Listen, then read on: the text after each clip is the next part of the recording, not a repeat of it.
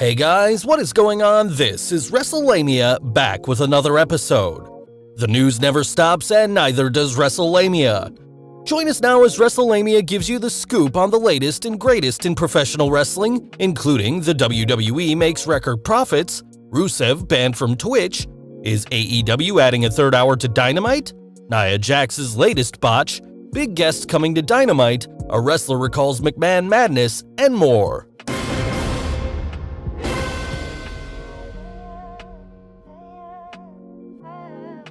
WWE posts record profits.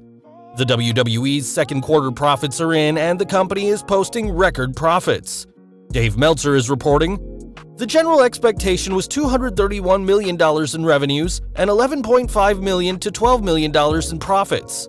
The actual numbers were $223.4 million in revenue and $43.8 million in after-tax profit, basically quadrupling expectations. The profits appear to be due to three things.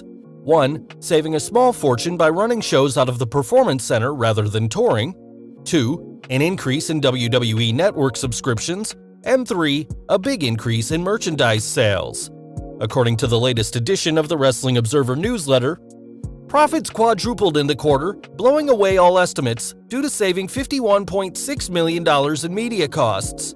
The vast majority of those savings was the lower cost of producing television the way they do it now in the Performance Center, no longer running live, and taping multiple shows on successive days, as opposed to live Monday, Wednesday, and Friday in different parts of the country with far more wrestlers, production people, and costs. The WWE Network saw a hefty increase in subscriptions, and it bears mentioning that the WWE no longer offers a free month for new subscribers. According to The Observer, the number was 195,000 above what would have been normally expected as of 6/30. Several pundits see the increase in subscriptions as people being bored and looking for something to watch. Likewise, merchandise sales were up, with The Observer reporting, merchandise sold through the website increased from $6.6 million to $12.6 million. As noted by Meltzer, the WWE released a number of new collector belts which played a part in the boost to merchandise sales. Dave Meltzer put things into perspective with the following observation of the WWE profits. For a number of reasons, as it turns out, the pandemic was the greatest thing for WWE's business, as they posted the most profitable quarter in their history. It's not that they overcome the pain of the pandemic, they outright benefited from it. The WWE recorded its biggest profit in the company's history, but it bears noting that the WWE will not be able to duplicate it once it resumes touring with live shows. Additionally, the WWE's declining ratings on the USA Network and Fox have some financial analysts arguing the WWE will not be able to score big money deals when its contracts with both networks come up down the road. For now, though, the WWE must be happy with the results, particularly considering how badly many other businesses have been affected by the coronapocalypse. Rusev banned from Twitch. Former WWE superstar Rusev, aka Miroslav Barnishev, has been streaming on Twitch. That is, until he was banned for a yet unknown reason. According to Ringside News' Felix Upton, Twitch doesn't explain why they ban people to the public. That's against their guidelines. There is a rule about nudity in attire which Miro didn't break, but his ravishing wife Lana might have. The two were filming for Miro's Twitch next to the pool. Lana was wearing a bikini during the shoot. Miro tweeted to his fans, informing them he was taking a brief Twitch sabbatical, but telling them not to worry. I was too sexy for Twitch, I learned my lesson, see y'all tomorrow. Miro recently announced that he's done with wrestling and that he's focusing his career on Twitch. While Wrestlelamia is skeptical about this, we hope Lana doesn't hurt her hubby's new venture. Wild rumor, WWE close to Summerslam location? Fans have been hearing a lot of rumors about SummerSlam's location, so the following story needs to be taken with some skepticism.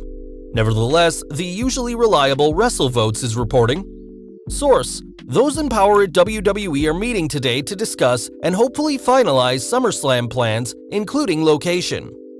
As noted before, the desperation to land a location outside of the PC is coming from the top. It's not as easy as they had hoped.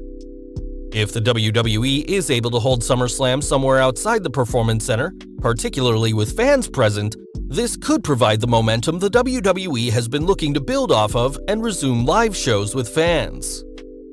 Nia Jax botches move.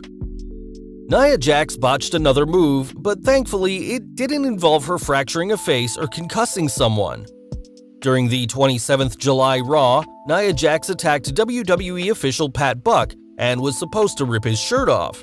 Instead, all she could do was pull it over his head as it got stuck. Rather than redoing the segment, the WWE aired it as is. The WWE likely wanted to avoid tempting the wrestling gods by giving Jax a second chance to injure Buck. Additional pay-per-view coming? Could fans be seeing another pay-per-view right after SummerSlam? WrestleVotes is reporting. For whatever reason, WWE has added an additional pay-per-view to the schedule, 1 week after SummerSlam. Payback will take place August 30th.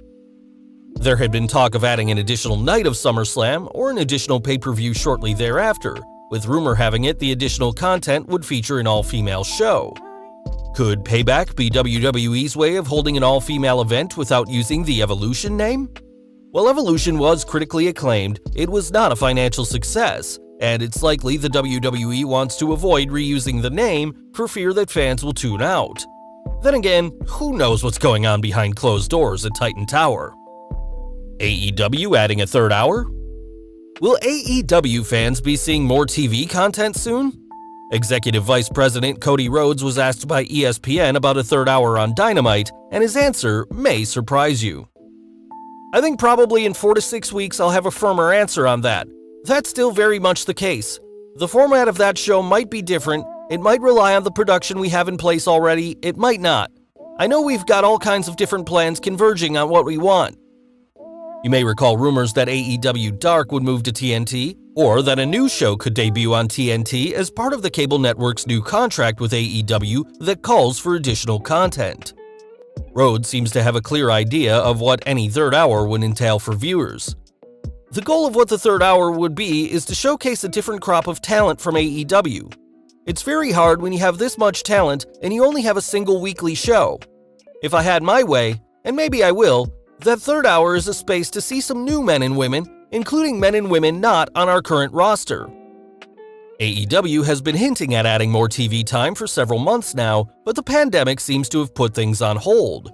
However, it looks as if a new show could be here before long. If AEW does use the third hour for new talent, would fans be interested in watching unknown performers? Also, would they be burnt out by too much wrestling, a complaint many fans have about Raw? Do you think AEW should air a 3-hour show, or run an hour show on another day? Let us know in the comments below. Wild rumor, huge guest coming to Dynamite. Wrestlelamia doesn't put much stock in news from Reddit, but Ringside News does when it comes to user Space Force 1, who leaked the results for Night 2 of Fyter Fest. Rumor has it, Eric Bischoff will make an appearance on Dynamite next week. He's involved in the Jericho Orange Cassidy segment.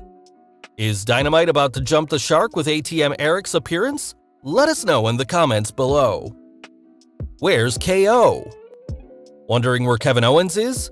According to the latest Observer, he was at the 20 July Raw tapings and he had been written into the original shows, but with all the changes made, they decided not to use him.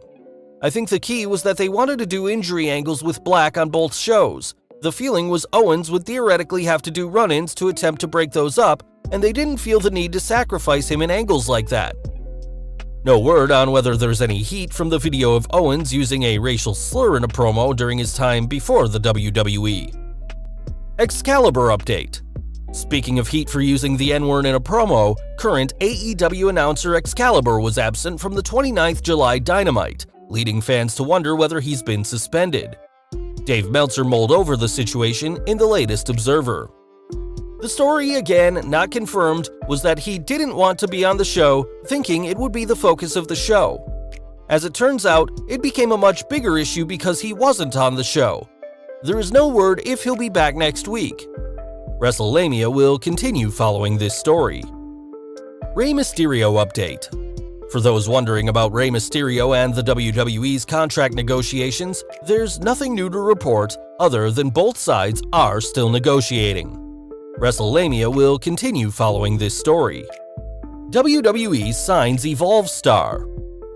The WWE has signed Evolve star Leon Ruff to the company following the WWE's purchase of the promotion. Past Evolve stars who have found success in the WWE include Keith Lee, Matt Riddle, Drew Gulak, and others. Don't be surprised to see more performers from Evolve coming to the WWE. Booker T feels New Day has to end. Despite 6 years together as a faction, the New Day are still going strong. However, WWE Hall of Famer Booker T thinks the talented trio need to split up.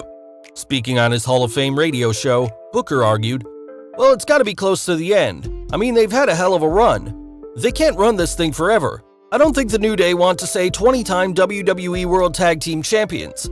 I think they think that was old after a period of time, and then after you had that success in tag team, you want to explore. You want to see if you could actually go out there and do it in the singles ranks. Time is running out on Big E, time's running out on Xavier." Booker noted there's nothing like becoming world champion, and it's a goal the New Day members should pursue. Another Maniac McMahon moment. Last but not least, is Vince McMahon a complete lunatic? Wrestlelamia thinks you know the answer to that, but consider this story from Kevin Fertig, who worked in the WWE as Kevin Thorne and Mordecai. During a recent interview with Fightful.com's Sean Ross Sapp, Fertig discussed how he was told to develop his Thorne character in order to build things up for a feud against The Undertaker, only for Vince McMahon to go off on him. "I get through the curtain, and I'm getting yelled at by Vince of, 'Why are you looking like Taker? Why are you looking like this? Why are you doing this?' I'm like, that's what I thought I was supposed to be doing." Fertig then cut his hair and adopted a new look, only for McMahon to criticize him again. As Fertig remembers, "It just ended up happening. So I went, cut my hair, did everything, and then 2 weeks later it was, 'Why did you cut your hair? Why did you do this? Why are you looking like this?' So I'm like, 'Cause you guys freaking told me to. They told me to." It sounds like nothing has changed in the WWE since Fertig's time there. Well guys, there you have it, the wildest wrestling stories and rumors you need to know in wrestling. What did you think of these stories and rumors? Be sure to leave your comments, and don't forget to subscribe to our channel, follow us on Instagram and Twitter, and I'll see you next time for some more wrestling content.